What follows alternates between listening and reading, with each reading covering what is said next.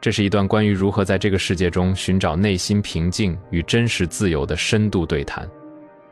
我是纳瓦尔，今天我想和你们聊聊一个几乎困扰着所有现代人的问题，那就是我们如何被自己眼前的环境死死困住，以至于让微不足道的烦恼遮蔽了整个宇宙。我们总是很容易沉溺在当下的痛苦里。你早晨醒来，拿起手机，看到一条让你不舒服的信息，或许是老板的指责，或许是某个熟人意有所指的抱怨，你的内心开始充满烦躁感。在那个瞬间，这条信息就是你的整个世界。你回控不住地在多想，你在想象中和对方争吵了100次，但其实你只是被困在了一个只有几英寸大小的屏幕里，被困在了一个由几句文字构建的虚拟牢笼中。痛苦总是喜欢伪装成无比巨大的怪物，但实际上，痛苦的大小并不取决于痛苦本身，而取决于承载它的容器。如果你把一滴黑色的墨水滴进一杯水里，这杯水立刻就会变得浑浊不堪，甚至无法饮用，因为杯子的容量太小了，一滴墨水足以改变它的全部本质。但如果你把这同样的一滴墨水滴入广阔无垠的太平洋呢？大海甚至不会有任何察觉，水依然清澈，海浪依然翻滚，墨水没有改变，改变的是容器的大小。这就解释了为什么你眼前的烦恼看起来如此巨大，因为你生活的世界太小了。你的环境、你的视野、你的认知被压缩在了一个极其狭窄的杯子里。在这个杯子里，哪怕是一次轻微的挫折，都会掀起惊涛骇浪。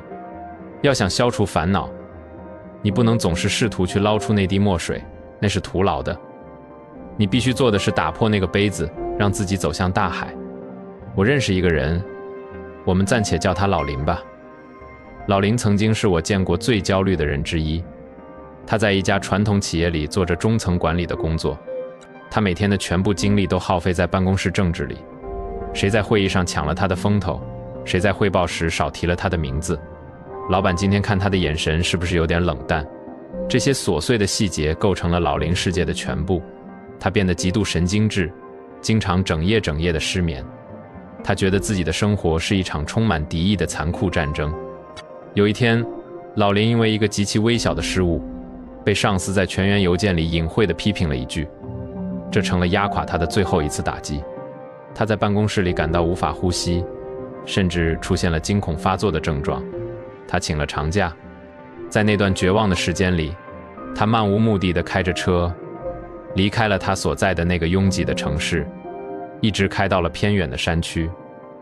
他在那里住了1个月，他每天看着太阳从巨大的雪山背后升起，看着夜晚璀璨到让人感到恐惧的银河。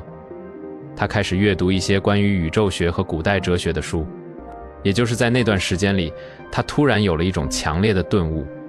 他意识到自己之前那些让他生不如死的烦恼，在宇宙的尺度下，在亿万年的时间长河里，不仅微不足道，甚至根本就不存在。老林后来没有再回到那家公司，他换了一个自己真正喜欢的行业。虽然从零开始，但他不再为了别人的眼光而活。他经常对我说，当他真正见识过山川的巨大和星空的深邃之后，那些办公室里的勾心斗角就像是2只蚂蚁在争夺一粒面包屑，不仅可笑，而且无聊。只有当你意识到自己的渺小，你才能获得真正的自由。我们为什么会被眼前的环境困住？这其实是我们大脑的进化机制在作祟。在远古时代，我们的人类祖先生活在几十人的小部落里。在那个环境里，部落首领的不满或者同伴的排斥，意味着你可能会被流放，意味着饥饿和死亡。所以，我们的大脑被设定为对周围环境的负面信号极其敏感。我们总是下意识地去迎合周围的人，去关注那些近在咫尺的威胁。但问题是，我们现在生活在一个完全不同的世界里。老板的批评不会让你饿死，同事的排斥也不会让你被野兽吃掉。可是我们的大脑依然在用远古时代的程序运行。我们把公司当成了部落，把社交媒体上的点赞当成了生存资源。我们心甘情愿地把自己锁在一个极小的人际关系网和物理空间里，然后为了里面的鸡毛蒜皮拼尽全力。这是一种认知上的近视。你离一幅画太近了，你只能看到画布上粗糙的纹理和几块不和谐的斑点，你觉得这幅画丑陋无比。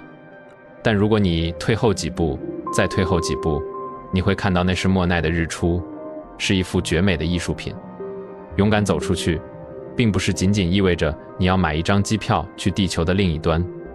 物理空间的移动当然有效，但更重要的是心智模式的跨越。走出去意味着你要主动去打破你每天都在重复的信息茧房。你每天都在见同样的人，吃同样的食物，看同样类型的短视频，听同样观点的播客。你的大脑在这些重复的刺激下变得僵化，你的世界正在一天天萎缩。当你遇到问题时，你只能用那套陈旧的让你陷入痛苦的逻辑去思考。你必须引入新的变量，去读那些你平时根本不会碰的书，比如量子物理，比如进化生物学，比如那些活了几千年前的人写下的沉思录。当你开始理解恒星是如何死亡的，当你开始明白人类在这个星球上的存在只是进化史上的一个极短暂的瞬间时，你大脑里的某些东西就会被彻底打碎。打碎旧世界的过程是痛苦的，但迎来的将是前所未有的广阔。在这个广阔的世界里，你开始掌握一种叫做杠杆的东西。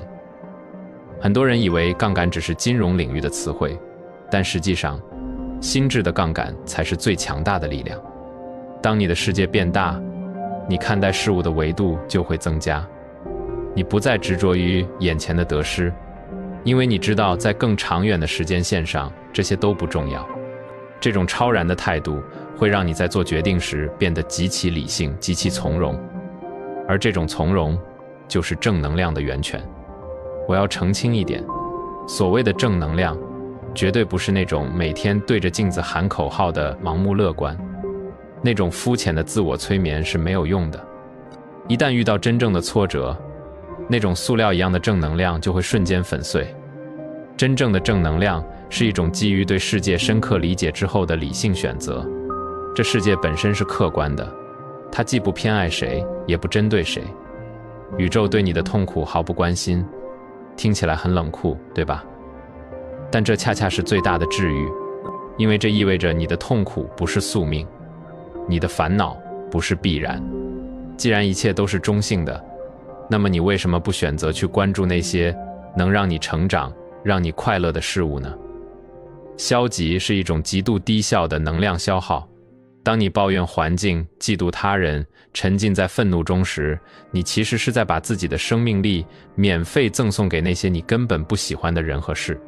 你是在用自己的时间为别人的错误买单，在这个世界上，没有什么比这更亏本的交易了。所以，拥抱正能量其实是一种极其务实的生存策略。乐观的人并不是看不到世界的阴暗面，而是他们知道，盯着阴暗面看，并不能把阴暗变成光明。他们选择把目光投向有光的地方，然后自己去创造更多的光。抱怨是最廉价的止痛药，而行动才是治愈一切的抗生素。当我们被困在狭小的环境里时，我们往往会陷入零和博弈的思维陷阱。什么是零和博弈？就是蛋糕只有那么大，你多吃一口，我就得少吃一口。在办公室里争夺一个升职名额，在生意场上抢夺一个客户，这种环境天然就会滋生嫉妒、猜忌和焦虑。在零和博弈里，哪怕你赢了，你也是精疲力竭的。但是，当你勇敢地走出去，你会发现这个世界上存在着无限的正和博弈。当你把视野放到全球，放到互联网，放到知识的海洋里，你会发现价值是可以被无限创造出来的。你不需要去抢别人的蛋糕，你可以自己去建一个面包房。当你不再和身边的人去争夺那一点点可怜的资源时，你的心胸就会瞬间豁然开朗。你会真诚地为别人的成功感到高兴，因为你知道他们的成功不会阻碍你。你开始寻找那些和你同频的人，你们互相激发，互相成就。这就是世界变大之后，烦恼自然消失的物理法则。有时候，我们需要对自己的大脑进行一场彻底的格式化。我们脑子里装了太多无用的垃圾文件，别人对我们的评价，过去的失败经历，对未来不确定的恐惧，这些东西就像是电脑后台运行的无数个流氓软件，拖慢了你的运行速度，让你动不动就死机。走出去，去大自然中走走，去和陌生人交谈，去学习一项全新的技能。这个过程就是关闭那些流氓软件的过程。当你在攀登一座高山，当你气喘吁吁、大汗淋漓地到达山顶，冷风吹过你的脸颊，你俯瞰着脚下如蚂蚁般的城市，在那一刻，你的大脑里没有老板，没有房贷，没有那些乱七八糟的情感纠葛，你只存在于当下。这就是一种极其深度的冥想。治愈并不是忘记痛苦，而是让痛苦在你庞大的生命力面前显得微不足道。我想谈谈时间这个概念。我们之所以焦虑，是因为我们对时间的感知被极度扭曲了。在这个及时满足的时代，我们想要什么，立刻就要得到。外卖要在半小时内送到，短视频要在3秒内抓住我们的眼球。发个信息，如果对方5分钟不回，我们就开始胡思乱想。我们被这种极其短促的节奏绑架了，我们失去了耐心，也就失去了平静。当你把时间拉长，烦恼的体积就会成比例的缩小。想想你10年前最让你痛苦的一件事儿是什么？你可能要花好一会儿才能想起来。当时你觉得天崩地裂的事情，现在看来是不是只是一段微不足道的插曲？甚至你还会觉得当时的自己有点好笑。既然10年前的惊涛骇浪现在已经风平浪静，那么你现在所经历的煎熬，在10年后同样会变得轻如鸿毛。那么你又何必在今天为了它而痛苦不堪呢？当你把时间的刻度从几天、几个月拉长到几年、几十年，你就会获得一种上帝视角。你在看着那个在迷宫里乱撞的自己，你会温柔地告诉他，别急，慢慢走，这只是一个游戏。时间是治愈一切的良药，前提是你的眼界要配得上时间的跨度。我们要学会在内心建立一个坚不可摧的避难所，不管外面的世界多么喧嚣，不管你眼前的环境多么糟糕，你总能随时撤回到这个避难所里。这个避难所是用你的认知、你的智慧和你的平静构建起来的。在这个避难所里，你清楚地知道自己是谁，你想成为什么样的人。你不再用外界的尺子来衡量自己的价值，你不需要通过买昂贵的东西来向别人证明你过得很好，你也不需要通过在争论中吵赢别人来证明你很聪明。你内心具足，这种状态是极其强大的。当一个人不再需要外界的认同，他也就失去了被外界伤害的可能。眼前的环境再恶劣，也只是一场在你窗外下的暴雨。你可以坐在温暖的壁炉旁，静静地欣赏这场雨，而不是站在雨中瑟瑟发抖。